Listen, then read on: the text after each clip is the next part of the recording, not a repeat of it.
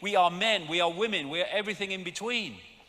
We are everything that exists. It's just a point of attention.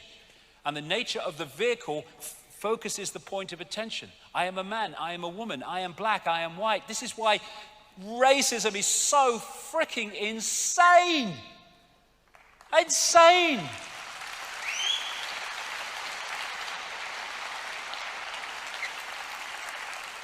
My spacesuit's a different colour to yours. Oh, so what? And these cultures, they're in their way software programs. They're experiences within the greater experience. And this is the underpinner of the software program. The software program should interact with the greater awareness. Overwhelmingly, it's been shut off by this. Hypnotized. All the time. Look at all the means of hypnotizing our reality. And if you hypnotize your reality, your decoding system becomes a self-fulfilling prophecy. Control perception and you control reality because of that. Control perception by controlling belief. They couldn't care less what you believe as long as you believe it vehemently, because that vehemence, that focus will decode reality in a very limited way because of your belief. Accidents happen, that's what everyone says, but in a quantum universe, there is no such thing as accidents, only possibilities and probabilities fold into existence by perception. So we have infinite possibilities. As we have infinite possibilities on the internet, am I going to that website or that website? There's infinite possibilities, but the perception pulls in certain possibilities that relate to the perception. That's why the programming of perception is the very foundation of the control of human experience. We see things not as they are, but as we are, exactly. And the thing is, program what they are, and we got them. So, from this tiny, tiny band of manipulated frequency, not even free thought frequency, we're deciding who we are, who you are, what we're going to be, what we're going to aspire to, what is and what isn't. And what is awakening? Awakening is awakening from this, from the person, persona, which in Latin comes from the word meaning actor's mask. And that's what the persona is, an actor's mask, a facade that gives us a sense of false self-identity. So, these people being normal. And then you lift the program and we call it awakening. All you're doing is disconnecting your sense of reality and self from the program and seeing what's beyond it. Ever tried having a conversation with someone who had a belief system that is rigid and will not move? Waste of frickin' time.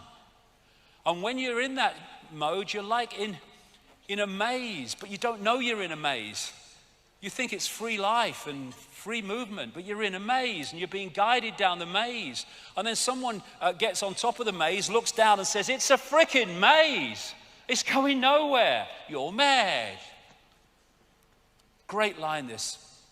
Those who danced were thought to be quite insane by those who could not hear the music. And those who could not hear the music are because they're in these bubbles and they won't allow the music, the knowledge from greater levels of awareness in, and thus they can't hear it. We have a system that gets people to look at the world like that. And what chance have you got of seeing what is when you're looking at the world like that? Focused on one tiny area of frequency. And all this, this is all us, untapped. Because of the focus. Thank you. The eyes are useless when the mind is blind. Why? Because the mind is, through its perception, dictating reality. We are all one.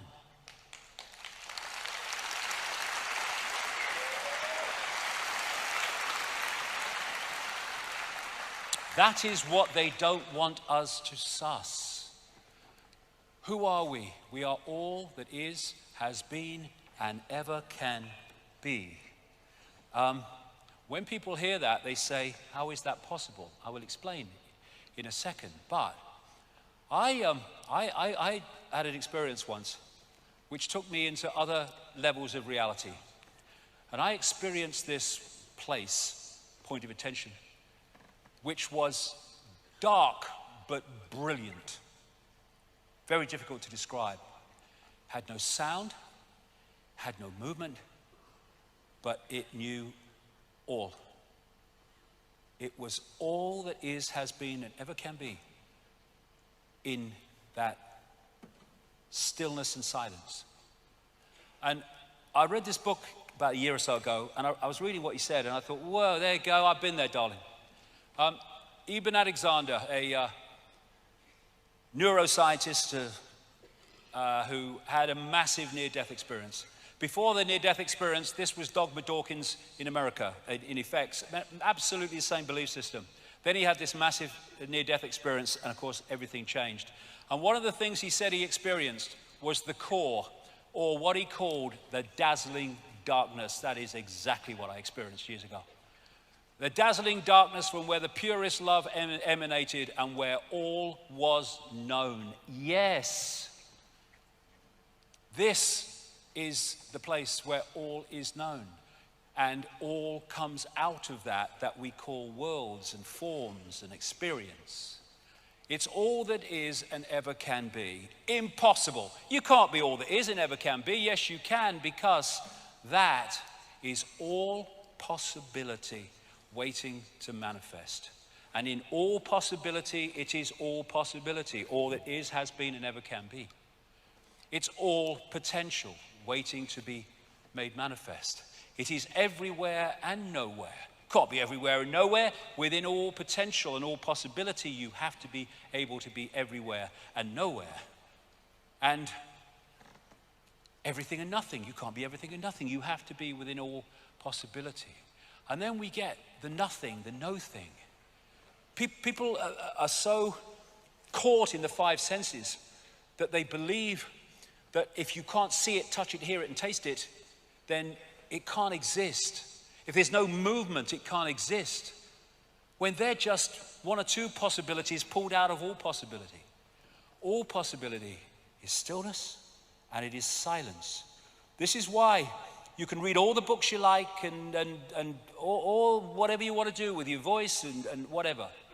But you go into a state of meditative silence and you get inspiration that you'll get in no way from words, because you're going into that all that is state.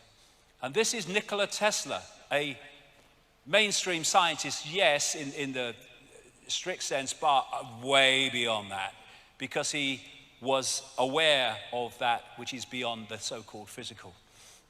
My brain is only a receiver. In the universe, there is a core from which we obtain knowledge, strength, and inspiration. I have not penetrated the secrets of this core, but I know it exists. He's talking about the same thing. So from this all possibility, these worlds are created by thought, by imagination. And they're all illusions in terms of physicality. So, what do you mean the world isn't solid? It certainly bloody looks solid, and we experience it as solid. But it can't be, for a start, because they tell us that this reality is made of atoms. Atoms have no solidity, and thus they cannot a physical solid world make. And as someone said, if you take the nucleus of the atom, it is, in relation to the size of the atom, about the size of a 10-cent piece. All the rest is empty space. And if you go into that deep enough, you'll find that is too. How can that make a solid world? What we call atoms and all these other things they talk about in science is the decoding system. When you put information in a waveform sense into a computer and the computer decodes it, there are certain stages of that decoding before it becomes that on the screen, this world. And science is so focused on the twigs and can't see the forest that it takes every twig in isolation. It doesn't realize it's part of one seamless decoding system. And so we are decoding from the waveform through the digital, I'll get to the digital in a minute, through to the holographic, illusory, physical. All these different levels, molecular and atomic and holographic as it is, and they're all different expressions of the decoding of this world. The world is a hologram. Everything that we see as form is a hologram. There's more to know even about that, but let's keep it at that level for now. And holograms are like, of the ones you buy in the shops. What they do is they get a laser, and the part of the laser goes off. It's a photographic print. Another part of the laser, in waveform, photographs the object, and then hits the part of the laser that came straight onto the film. And that collision creates what they call an interference pattern. What is an interference pattern in a hologram? It's waveform information. Looks like a fingerprint. I don't think it's an accident either. And then, well, what is it? It's just waveform. But then you fire a laser at it, and amazing things happen. And what you are looking at is basically the same principle as dropping two stones in a pond, and they start a wave reaction. And as those waves collide, what you're looking at is a waveform portrayal, expression of where the stones fell, how fast they fell, how heavy they were. It's an information field if you know how to read it. And so what happens with the holographic waveform information is when it's read, it becomes an apparently three-dimensional object. These are all holograms that we're seeing here from these waveform information patterns. And some of them, the best of them, can look as solid as you and me. This lady is a hologram projected from somewhere else. These are all holograms. He's been projected from somewhere else. Les Dawson did a whole bloody program, you might have seen it, the British comedian. Even though he's no longer with us, great man as he was, he did a whole program as a hologram. This lady isn't standing there, but appears to be. And so what we're doing is taking this waveform information, that the cosmic internet, and turning it into a holographic reality. And now, mainstream science is starting to see that this is something they need to explore.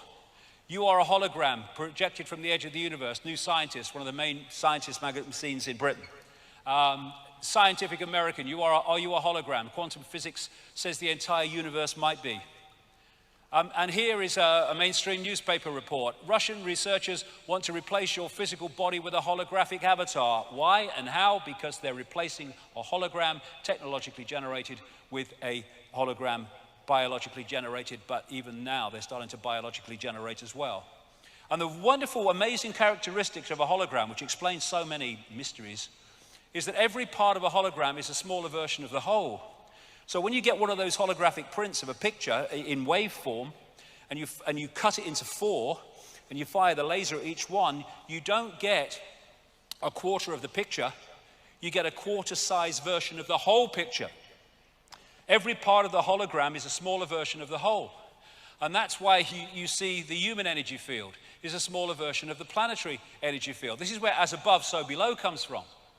And then you have reflexology and acupuncture and all these things that can find points on the ear and the body and the foot, all over the body, that correspond with other parts of the body. It's because they are holographic and therefore smaller versions of the whole. You might have seen people who've photographed things with their hands, where they've in various experiments that have been done. Not when I say photograph things, they've seen things with their hand. They've not seen them as clearly as with their eyes, but they've seen them. Now that is possible, although science says it's impossible. It's possible because there are sight senses in the hand, because it's a hologram, therefore all the senses are in the hand, just not as sharp as the main sense, in this case eyes. The palm reading is all part of the hologram because the whole body is in the hand. And this is why the brain cells and the universe mirror each other. So there are scientists over the years who have said that this reality as we experience it only exists when we observe it. I would take that a stage further and say we only see it in this form when we decode it. And the act of observation is the act of decoding. So when they say that waveform suddenly takes a particle form, or they can take the same form at the same time. It's because it's the same information in different forms. And so when you look at this newspaper article, Your Mind Can Control Matter, physicist, atomic particles were shown also to be waves. Whether they manifested as waves or as particles depended on whether someone was looking. Observation influenced the physical reality of particles. In more technical language, observation collapsed the wave function. It decoded the wave function into holographic reality. So when we are not looking at this reality, we're not decoding it, it's just a waveform information field. Same with us. So that's the base form of the body. It is an information field. We decode the body through into this as well. And if you can manipulate the way we decode reality, you can manipulate what we perceive. This is an example I've given many times, but I use it every time because it is so brilliant to explain what I'm trying to say here. There was a guy called Michael Tolbert. He wrote a brilliant book called The Holographic Universe about the scientific evidence for the holographic nature of what we call physical reality. And he told the story in that book of how he had a friend, his father rather, who had a party at his home, and he got a stage hypnotist along to do party tricks. And he got this guy called Tom, and he took him through the various things, and then towards the end he said, Tom, when I bring you back to a waking state, you're not going to be able to see your daughter in the room. So at that point he brings the daughter and stands her right in front of Tom. And Tom, the father's looking in her belly. So he brings him back to a waking state, apparently, and he said, Tom, can you see your daughter? Tom's looking around, can't see him. So everyone else in the room could see the daughter. He can't see the daughter. So the hypnotist went round her back, and the small of her back, he held something. He said, Tom, can you see what I'm holding? He said, well, you're holding a watch. Daughter's between him and the watch. He said, there's something on the watch, Tom, can you read it? He leaned forward, he read an inscription on the watch. Now, Dogma Dawkins and everyone else in the mainstream would say that's impossible, perfectly bloody logical. Because the base form of the daughter, like the base form of all of us, is a waveform information field. And if you don't decode that into the holographic reality, your holographic five senses can't see it because it's not in its reality. And so what had happened is the hypnotist had put, if you like firewalls in the decoding system, and the decoding system would not decode the energy field of the daughter. Everything else in the room, yeah, not the daughter. Everyone else could see her because they'd not been through that process. So the only way that he could see his daughter is when that firewall was unlocked and suddenly he's decoding her. Oh, there she is. Now imagine you know all this in great detail and you want to manipulate the global population. What power that gives you. And look at how the same information is there wherever you look with people with an open mind. Tesla, my brain is only a receiver. Central American shaman, we are perceivers, we are awareness, we are not objects, we have no solidity. We are boundless. We, or rather our reason, forget this, and thus we entrap the totality of ourselves in a vicious circle from which we rarely emerge in our lifetime. And the whole focus of the system is make sure we don't emerge. Who creates the universe that we see? We do. And thus, if we change our perceptions, we can change what we decode into a reality, and we can change society. We're not going to do it by stockpiling weapons. We're not even going to do it by mass protests. We're going to be doing it by creating a different reality, by coming from a different perception of what reality is. All that we see or seem is just a dream within a dream. And because everything is one, the dream is the dreamer, and the dreamer is the dream. They're both expressions of each other. And this is a massive way that this is manipulated, the right and left side of the brain. This is mainstream science here. This is not, where I'm coming from alone. Left side of the brain is structure. It's language. It's numbers. It's hierarchy. It's the world that we see. Right side of the brain is inspiration, intuition, creativity. It's the musician. It's the artist. It's the creative in anything. And this is Mercedes-Benz in an advert that was actually emphasizing these two very different functions of different sides of the brain. And what the system does, because it knows that this is where creativity is, this is what connects the dots. Because this sees the tapestry, this sees the strands. If they keep you in the left brain, it's all dots. You get in the right brain, the dots are a picture. That's why they don't want us to connect the dots. That's why they don't want us in the right side of the brain. And so they put the soldiers on the gate of the left side of the brain to stop the right side getting in and having an influence. And what is that? It's doctors, it's journalists. And I'm not saying they know what they're doing this. They don't. They've gone through the system as well.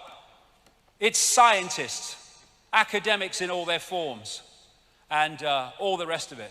And if you look at exams in education, what we call education, it's all left side of the brain information, and all the time cutbacks in the arts and things that would open the right side of the brain. I've never made one of my discoveries, said Einstein, through the process of rational thinking. No, through going to another level of awareness beyond the village idiot of rational thinking as we perceive it. Cosmic communication.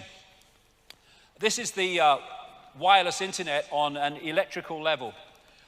There's a whole area of science now called the electric universe. Two of the great pioneers and founders are Wallace Thornhill and David Talbot. This is a brilliant book. It's very difficult to get hold of, explaining how the universe has a electrical level, electromagnetic level. It explains so much.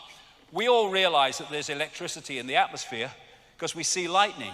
What we don't realize is when something's lightning in the lower atmosphere, there's other electrical things going on right out into the cosmos because it's an electrical system. This is a news story. High-speed solar winds increase lightning strikes on Earth. Scientists have discovered new evidence to suggest that lightning on Earth is triggered not only by cosmic rays from space, but also by energetic particles from the sun. There is an electromagnetic field which connects everything. Electrical tornadoes, they are fast-rotating electromagnetic fields. The northern lights, the aurora borealis, electrical light show. Electrical comets as they interact with the electrical level of the universe. Electrical galaxy, the spinning of the galaxy. And Nikola Tesla said this: all peoples everywhere should have free energy sources. Electric power is everywhere present in unlimited quantities and can drive the world's machinery without the need for coal, oil, and gas. And he knew that.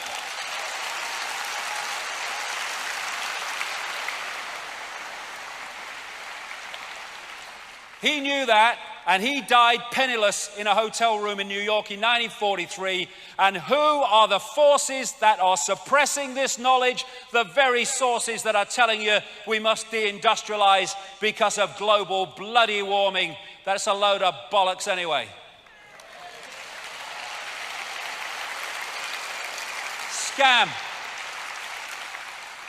Gravity is powerful. Okay, the electrical force is about 1,000 trillion times more powerful than gravity.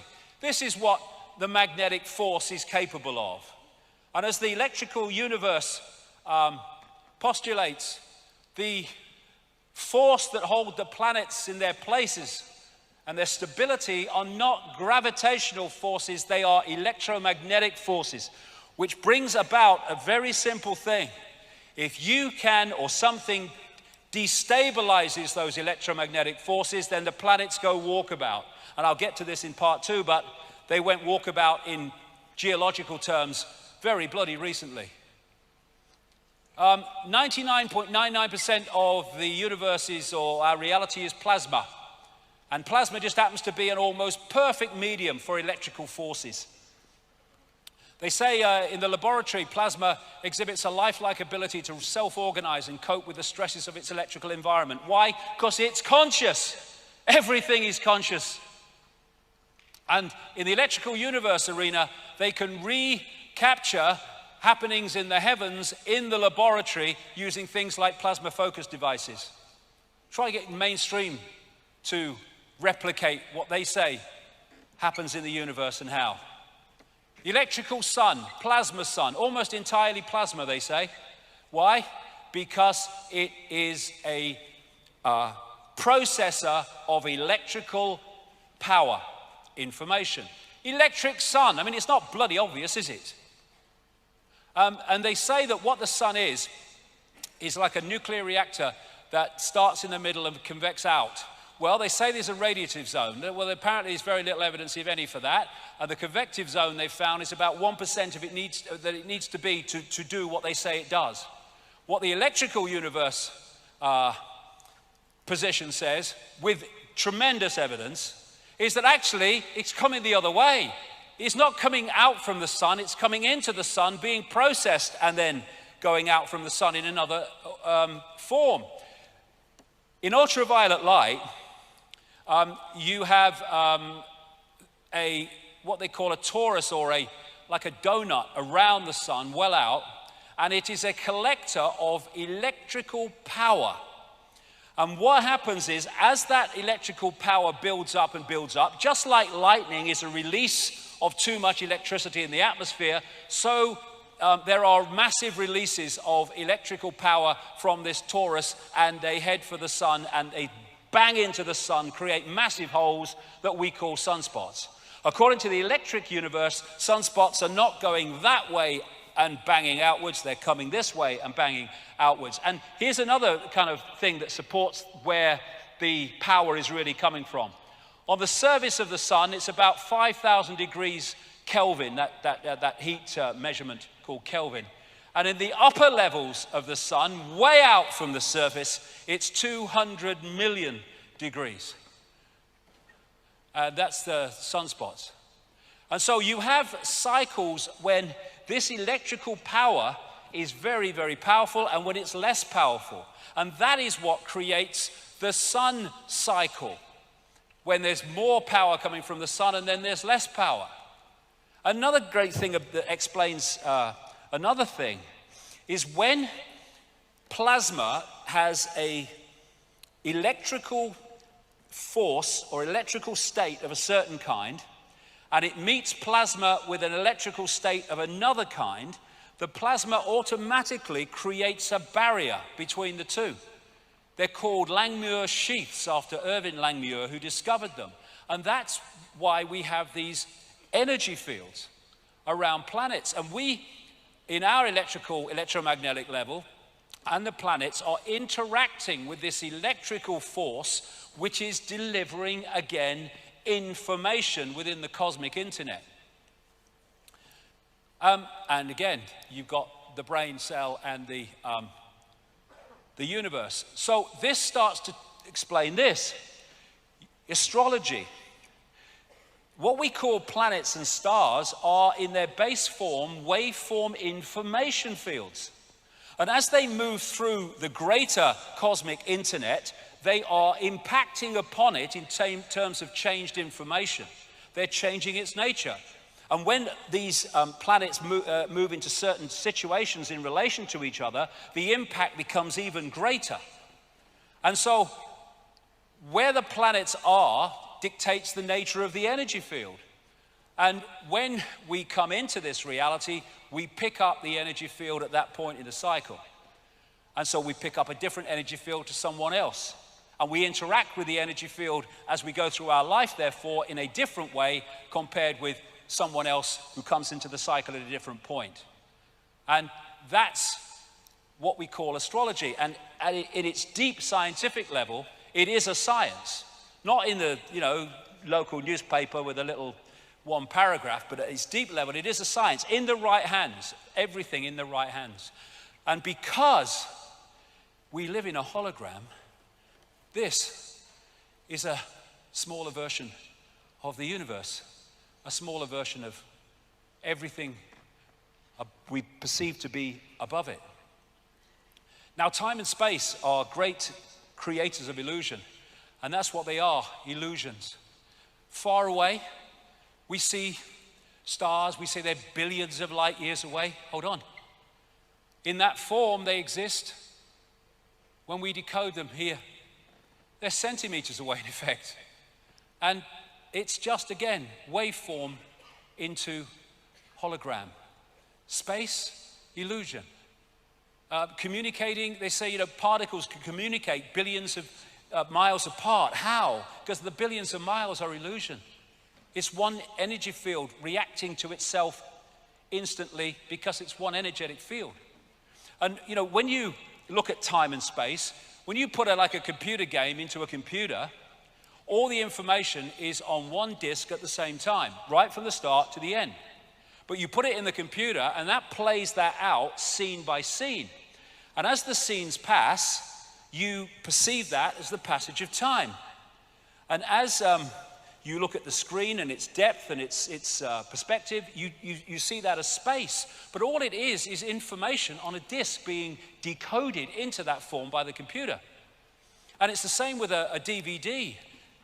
Your perception of time when you're watching a DVD only is dictated by where you are in the DVD. So when you're watching here, your past is there and your future is there.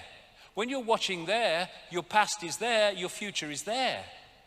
And yet, it's only dictated by that part of the information field that you are decoding at that time. There is only the now, that which is all. There is no time and space within that dazzling darkness. It's illusion. It's a perception of time that we have.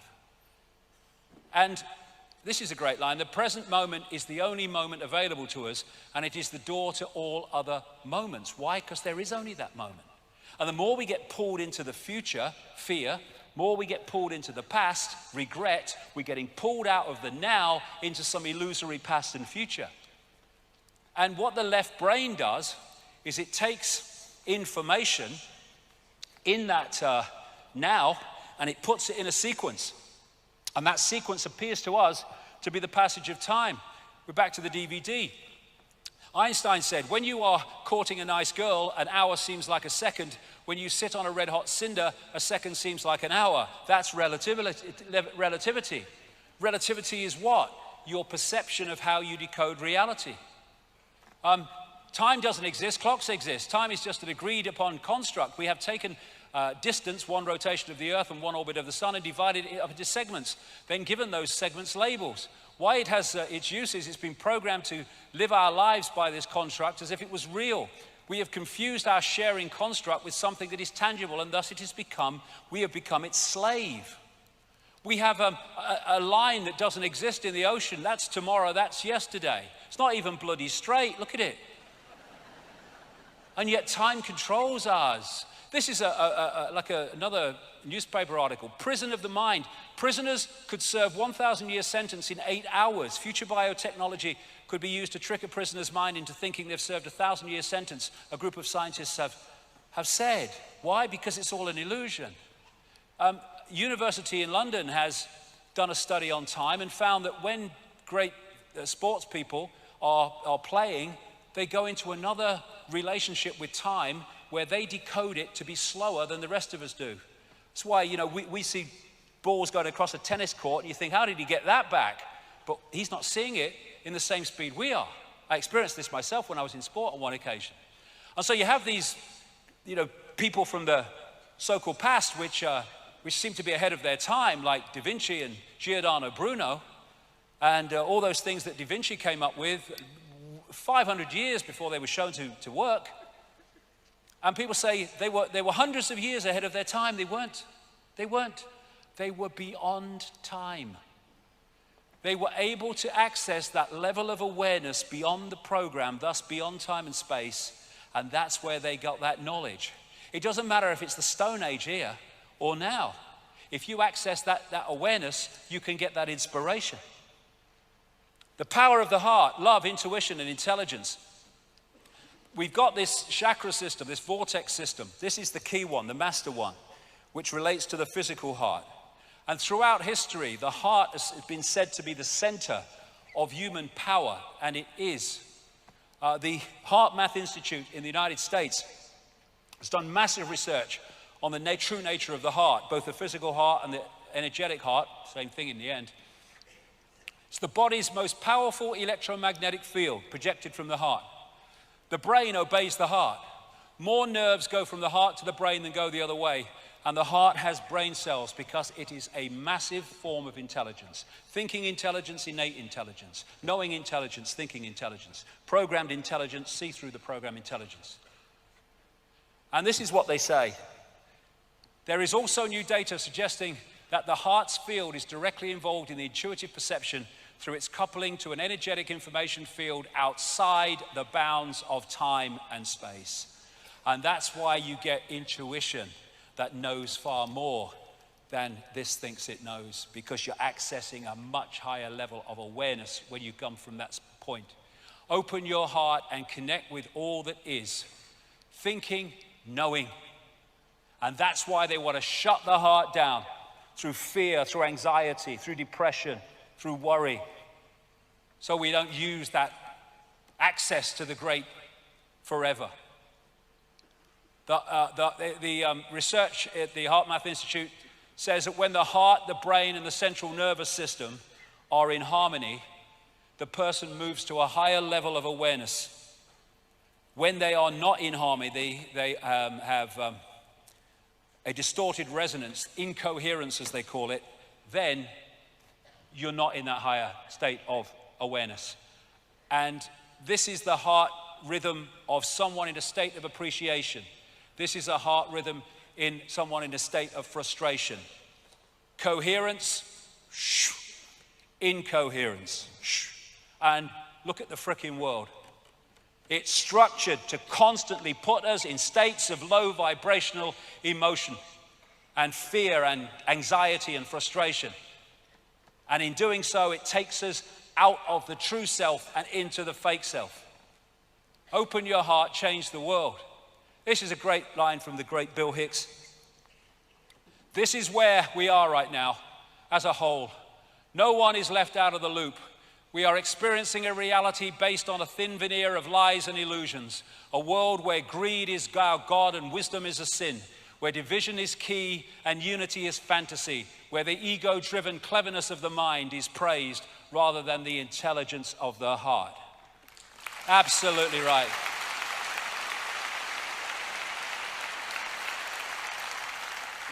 So let's quickly go to the digital construct, because I've been talking about going through the waveform, through the digital into the holographic. Numbers are simply expressions of states of waveform information. This is where numerology comes in. When people keep getting the same numbers recurring in their lives, God, not that number again. What's recurring is the same energy information fields. So on one level, it's a waveform. On another level, it's digital. It's numbers. It's why numbers are so important and so important in esoteric lore. And now we've kind of gone full circle. And now they are creating digital holograms, which is getting so close to what we're actually experiencing. It's unbelievable. This is, again, a mainstream article. And they look so real, digital holograms, so real that when Ford focused a digital hologram to show off a car concept model, people stopped, afraid to walk into it. They thought the holographic car was really there. That's the reality we're experiencing. That's a hologram, a digital hologram. And what they've now established is that these ACGT codes of DNA, they can be expressed, as with computer language, as a 1 or 0 on-off electrical charge. In other words, they cross over. And the Fibonacci sequence of numbers, where you add the number before to the next number to get the next number, 1 and 1, 2, 2 and 1, 3, 3 and 2, 5, can be found throughout nature in the way that shells grow, the nature of the form of the human body, all these things, storms, waves on the sea, fingerprints. You find this because we're in a virtual reality universe, and one level of it is digital, so it must express itself like that. Symmetrical mathematics not only shows the nature of mathematics within our reality, it also emphasizes the holographic nature of our reality relating to those mathematics. So, given all that, is the universe a simulation? I've been saying it is for years and years and years. And here we have a mainstream article again. Physicists may have evidence that the universe is a computer simulation. How they made a computer simulation of the universe and it looks sort of like us. And this is from the Massachusetts Institute of Technology, for anyone that thinks that, that's just kind of fantasy. This is what human science can do now. Biology is fundamentally discrete, based on a sets of nucleic and amino acids combined into genes and proteins. And computers are fundamentally discrete, based on bits of data processed by logic gates. The latter have long been used to study the former, but a range of emerging technologies are now making it possible to directly convert between these representations. Just as analog digital and digital analog converters provide the interface between computers and the physical world of sensors and actuators, biology digital and digital biology converters are allowing computers to create and control biological worlds. They're starting to be able to create biological virtual realities now, or they're on the road to it. What if there's a much greater force? I think there might be, I don't think we're at the cutting edge of knowledge in all that exists, ever has been, personally. What you could be doing in terms of creating a reality. And this is a study at the University of Bonn into whether we live in a simulation. And this is a report. They say that they may have evidence that the universe is a computer simulation. They pointed out in a paper called Constraints on the Universe as a Numerical Simulation that simply being a simulation would create its own laws of physics that would limit possibility. I said in books years ago, the laws of physics that we think are laws of physics here are not universal. They're the laws of physics in the way this reality works. That's all. They're not universal. What are the laws of physics? Click, click, enter. Whatever you bloody make them. Scientists talk about a phenomenon known as the GZK cutoff, which is an apparent boundary for cosmic ray particles caused by the interaction with cosmic background radiation. The University of Bonn paper says that this pattern of constraint mirrors what you would find with a computer simulation. They say that like a prisoner in a pitch black cell, we would not be able to see the walls of our prison.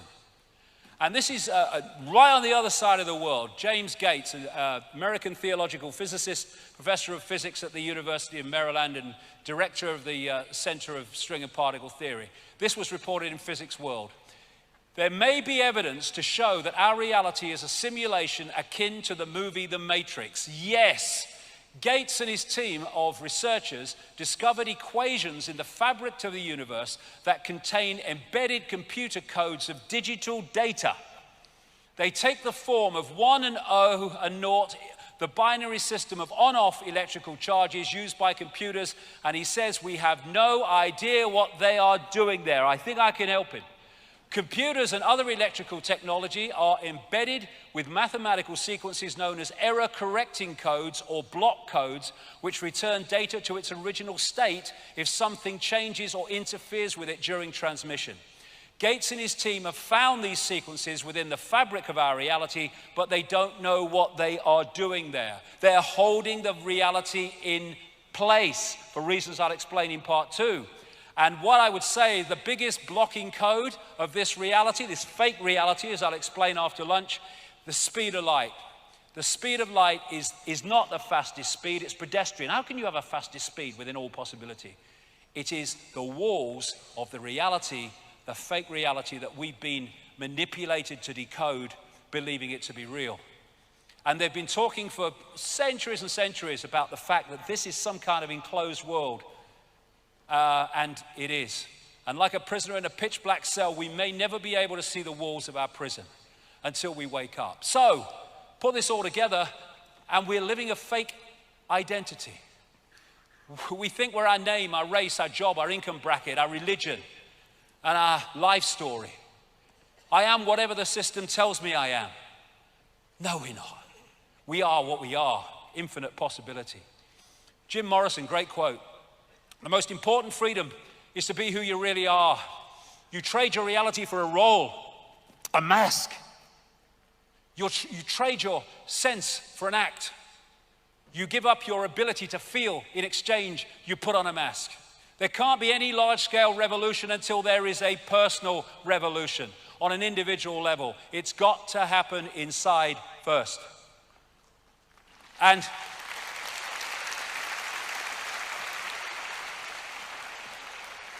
so we need to stop living the lie and start living the truth of who we really are. We are infinite awareness. We are not humans. That is our experience. We are infinite awareness having that experience. Infinite possibility. And this is a wonderful quote I've used a few times, but it's so brilliant from a near-death experiencer. What they experience outside of the body. Everything from the beginning, from my birth, my ancestors, my children, my wife, everything comes together simultaneously. I saw everything about me and about everyone who was around me. I saw everything they were thinking now, what they thought then, what was happening before, what was happening now.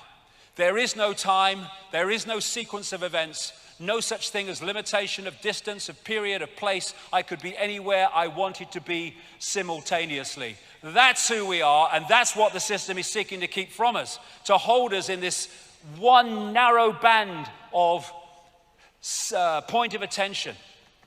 And bollocks begets bollocks. That's why the whole of our society is flawed and distorted and inverted, because it's coming from a totally fake position of the reality that we are. Yippee, we know all about the known. No, you know what you've been told. And if you tell the system back what you've been told, you pass exams and you progress within the system. Congratulations. Wisdom is knowing how little we know. And that doesn't mean you believe everything, of course not, but it means your mind is constantly open to all possibility. We are in an intellect prison. We worship the intellect. This is the isolated intellect without consciousness. Village bloody idiot. That's the intellect. It looks at dots and it focuses on dots, but it can't connect them to see the picture. And so, this is why infinite awareness, all that has been, ever can be, has been reduced to this. And the world that we live in has been reduced to that through delusion, the delusion of illusion. And why? We ridicule and we kill and despise those that can see beyond the program. You are the universe, but society teaches limitation. Why? Who's behind the bamboozle? Who benefits from it? Why is this nonsense going on? Be back in 1 hour. Thank you very much. Thank you.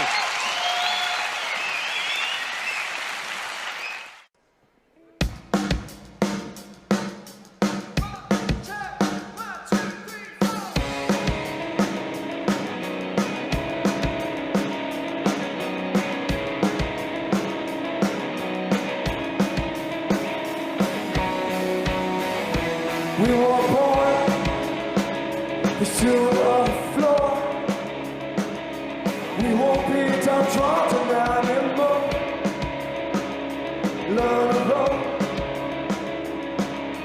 Want yourself a set of scores with all my height.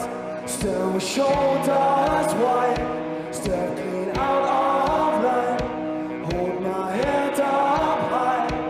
You can't take my take to flight. They can't break my mind. What I'm born with is mine. Remember who you are. Remember who you are.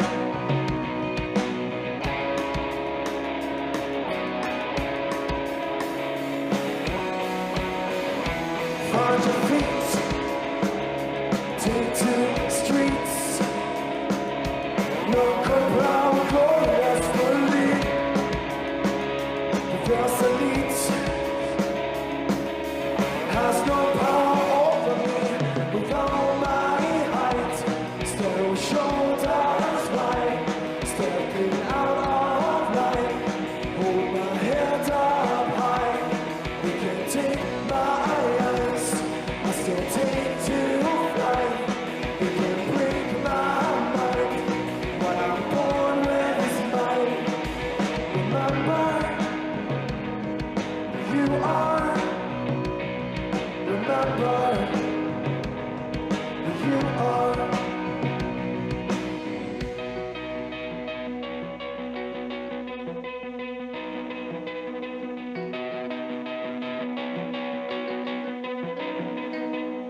Stand as one, stand as one, stand as one.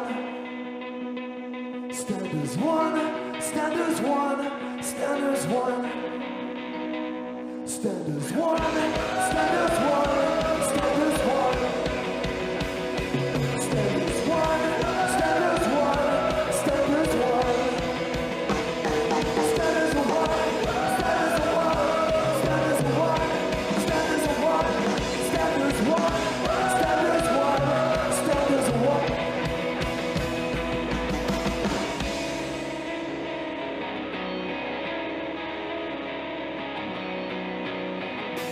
Now with all my height, still shoulders wide, stepping out of line, hold my head up high. You can take my race, still take to flight. You can break my mind, when I'm born, when it's mine. Remember who you are. Remember who you are. Remember who you are.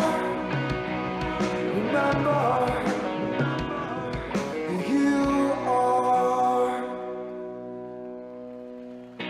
Thank you.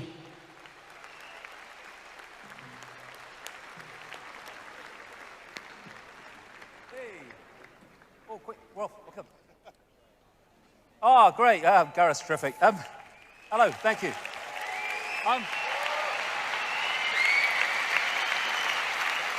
Just to say in relation to Gareth, the song he started out with today, you know, Get Your Love On, it's available in the foyer for a donation. I think £1 is the less donation, and all profits for anyone who buys it anywhere go to Gaza charities. So, well done, Gaz.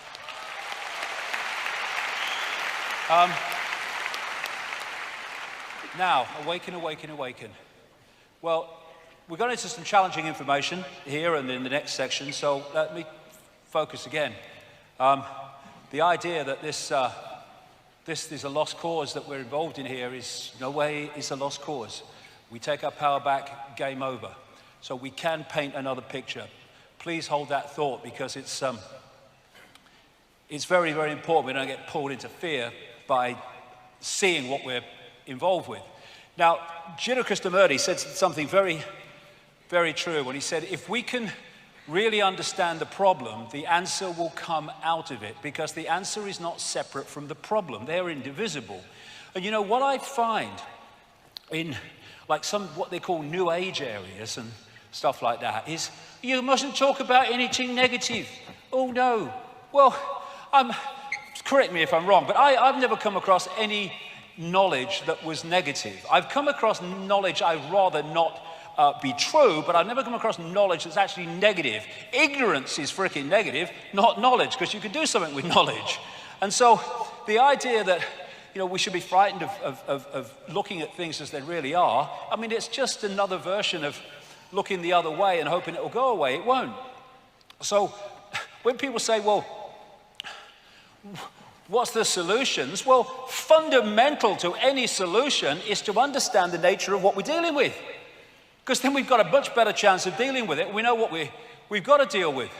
And, you know, a lot in the conspiracy research arena, like I said earlier, brilliant. There's so many people involved in this now. But the vast majority of them will not go even close to where we're going to go in the next 2 hours or so, because of religious belief systems, or because, well, even if it's true and I say it, I'm going to lose my credibility. I think you lose your credibility if you don't go with what you believe to be true, and you edit that on the basis of what will people think of me if I say it. That's how we got into this freaking mess. And unless we understand how deep the rabbit hole goes and what we're dealing with, we're never gonna find an answer to it. And just stockpiling weapons and fighting the system is just playing into the system's hands for reasons that will become clear, indeed, possibly already have. So we are infinite awareness, capable of multiple realities and perceiving multiple realities. We've been caught in the bamboozle, which has led to this and this through the control of perception. So who or what is ultimately behind this? Or at least the depth of the rabbit hole we got so far. Well, they ain't for a start. Because they're just here today, gone tomorrow, people who are just puppets of a system that's here yesterday, today, tomorrow, and the next day. It's not him. I don't care if he's supposed to be the most powerful man in the world. He ain't. He's another bloody glove puppet. And anyone in that job, the same applies to.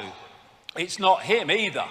Here today, gone tomorrow, presidents and leaders who are replaced by other leaders. But the system, the direction goes on because there's something behind that that's pushing that direction on. And nor even is it the corporations. They're still at the level of playing out the control.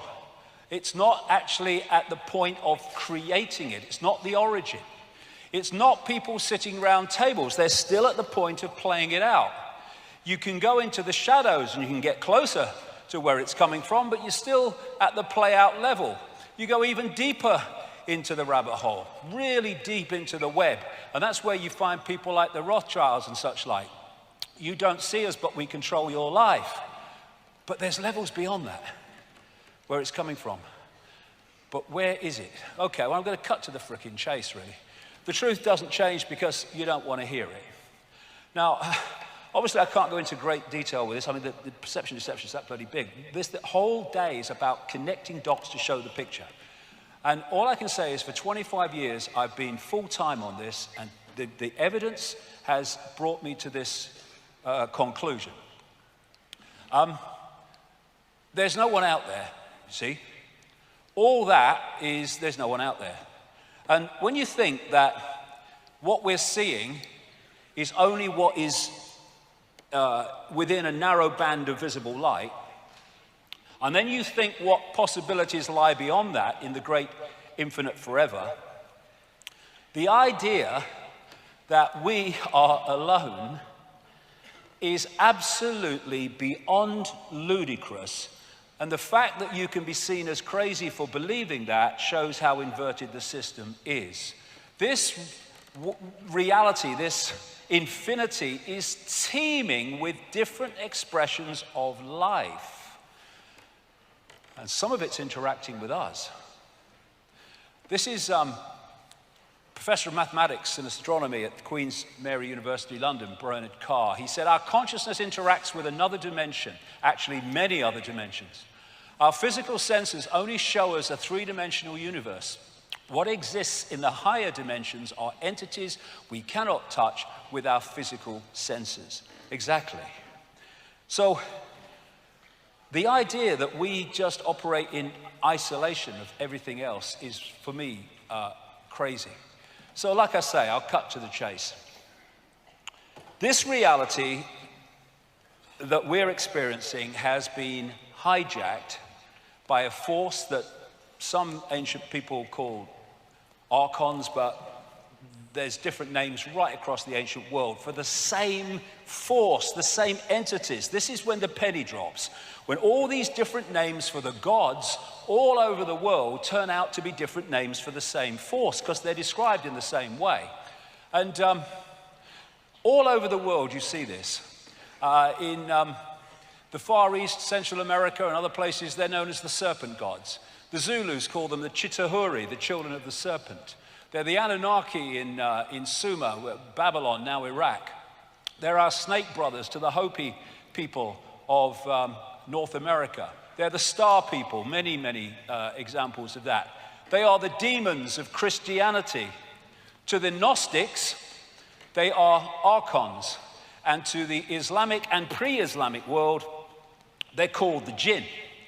And in their prime form, they are energetic in nature, but they can take form, as I will talk about. So, like I say, they're described so much in the same way, because they're different names for the same thing. So, the Gnostic people, not the Christian Gnostics, the pre-Christian Gnostics, that ran the Great Library at Alexandria, and they also manifested as the Cathars in southern France. They say that the archons are made from luminous fire. The jinn, according to Islamic and pre-Islamic belief are made from smokeless fire. And you see this correlation of description wherever you go. Now this, for me, was one of the great finds ever in terms of understanding the nature of what is happening. At Nag Hammadi in Egypt, about 77 miles north of Luxor on the Nile, in 1945, a sealed jar was found with loads and loads of documents in it, leather-bound. And they told the beliefs and the perceptions of this people called the Gnostics. And the Gnostics had a completely different view of reality than religion, which is why the Roman Catholic Church and the Roman Church tried to destroy them wherever they got any strength and any foothold. They ran the great library at Alexandria, which had something like 500,000 scrolls detailing the beliefs of the ancient world and the history of the ancient world, destroyed by the Roman Church. And like I say, the Cathars, who were destroyed again by the Roman Church in 1244, I think it was, at that place in France, Montségur, that fort on the hill where I've been a couple of times. The religious establishment wanted these people destroyed because they were dangerous, because they had the truths they didn't want the people to know about. And this is what these scrolls and this find at Nag Hammadi said. 1/5 of the texts, and there were lots of them, were about a force they called the Archons, which they say created our physical universe, and they equated them with the Judeo-Christian Yahweh Jehovah God. And when you see the Old Testament kill 'em and flog 'em and all that stuff God, it fits precisely with the descriptions of the Archons by the Gnostics. So what they say in these writings, in these texts, is that, well, first of all, Archon means prince, ruler, authorities, or from the beginning. That's why they use the word Archon. They said that the Archons and the Lord Archon, which they called the Demiurge, was a fake god that created our physical or material reality as we perceive it. The Gnostics related the Demiurge, like I say, to the Judeo-Christian Yahweh Jehovah God, and they are inorganic, not resulting from or produced by growth. They are artificial. And they say in these texts that they created the inorganic parts of the solar system, but that the sun, the moon, and the earth were a system that were of itself and different from the rest, which was kind of interesting with what will come later. They said that the Demiurge Archons had no creative imagination and envy humans because we have. They're like cyborgs. Again, we're coming back to the inorganic. Like cyborgs, a robotic race that can imitate but not innovate. And the word they used was counter-mimicry. Now, what they were saying, in effect, is if you gave these Archons a blank sheet of paper, they could create nothing on it. They don't have that creative imagination, that what was called intentionality. But you give them something with a piece of paper with something on it, and they can twist it and manipulate it once it exists. And they used the term fantasia, because these entities, they said, just as the Islamic people say about the jinn, have the ability to create virtual reality illusions. They're mind parasites. They possess humanity and manipulate the way they perceive everything. And they say the word you could use more than any about the Archons was deception. They are deceivers. And what they create is an inversion of the natural order, which will become so crystal clear as we go along. Why? Interesting, like we see these different names, and actually for the same thing. The classic Satan is called the deceiver and the demon of demons, as this Demiurge is called the Archon of Archons, the Lord Archon. Now, as I've kind of studied this and put it together, it seems to me that what we're looking at is what I would call a self-aware distortion and it's self-aware inversion. Now, this is why the first 2 hours of today was so important. Everything is conscious. Even a distortion is conscious. Even an inversion is conscious, but it's conscious in a way that reflects the inversion and the distortion. And if you look at what we call evil, it is live written backwards. Evil is simply an inversion of life, an inversion of perception, and evil is extreme ignorance, which is the inversion of truth and awareness. And because this force, this archontic force, shall I call it, is an inversion of life, that's why it and anything attached to it is obsessed with death, which is an inversion of life. And so you get the Satanists who worship these gods in their rituals obsessed with death. That's why they're attracted to churchyards and cemeteries and stuff. And so the death cult, which is what this archontic force and its followers are, is about destroying. It's about killing. And whereas the natural order is about life and abundance. And so when you look at the way the system, the archontic system that I'll come to, is destroying life. It's destroying life in war, but it's destroying life, the natural world. And it seems a contradiction, but it's not, because that's their world. The archon world described by the Gnostics is one of death, one of no creative imagination.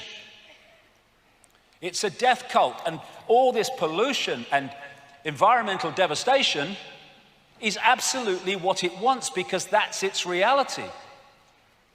And the other thing about the archontic mind is it's what we call psychopathic. They're psychopaths, the definition of which is this: no empathy, no remorse, no empathy, no ability to put themselves in the feelings of those that suffer the consequences of their actions. Once you have no empathy, you have no limit to what you will do, because you have no emotional consequence for doing it.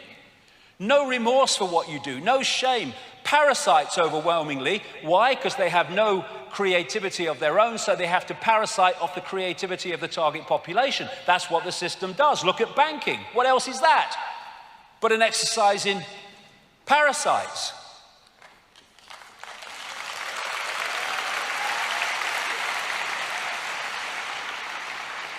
And these people, which manifest as many world leaders and all the rest of it I'll come to, are pathological liars. What is a pathological liar? An inversion of truth, inversion. And they'll do whatever it takes to get their end goal.